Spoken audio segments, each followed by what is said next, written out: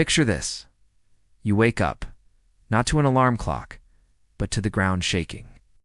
It's 3.4 million years ago in what is now Ethiopia. You're not quite human yet. More like an Australopithecus afarensis, small and vulnerable. Your only goal for the day? Survive.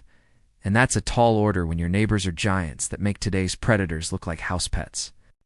So how did our tiny ancestors manage to not become an afternoon snack for these terrifying creatures? They didn't have bows, arrows, or even sharp spears. What they had was something far more powerful: their brain and their community. Let's start with the giants. Roaming the African savanna was the Dinotherium, an ancient elephant relative with downward curving tusks on its lower jaw, perfect for stripping bark from trees. Imagine a beast taller than a giraffe, weighing over 13 tons. You couldn't fight it, so you had to outsmart it. Early humans learned to read the land, to know the sounds, smells, and signs that a Dinotherium was near. They became masters of avoidance, using high ground and dense thickets for cover. Then there was the Amphusian, also known as the bear dog. This creature was a nightmare fusion of both animals, with the size of a grizzly and the bone-crushing jaws of a hyena. They hunted in packs, making them incredibly dangerous. Our ancestors' best defense was their social structure.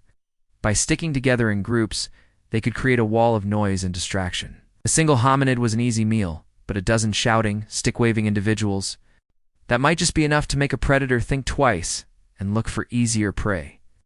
Let's not forget the waterholes, the local social club, and also the most dangerous place to be.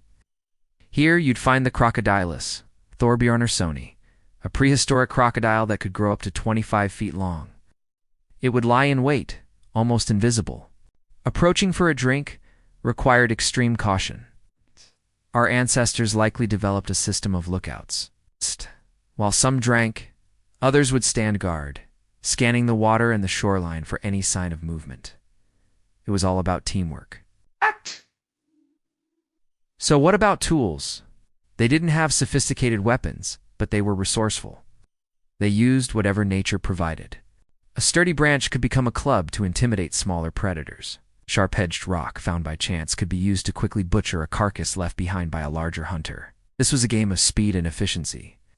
Get in, grab what you can, and get out before something else smelled the free meal. This scavenging was a critical survival strategy.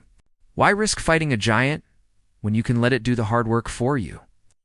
Following predators from a safe distance, waiting for them to finish their meal, and then rushing in for the leftovers was a higher risk, higher reward game. This is where their intelligence truly shone.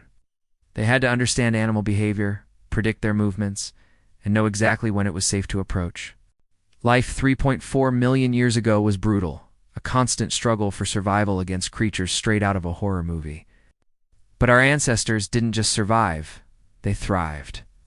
They used their growing intelligence, their strong social bonds, and their incredible resourcefulness to carve out a place for themselves in a world of giants.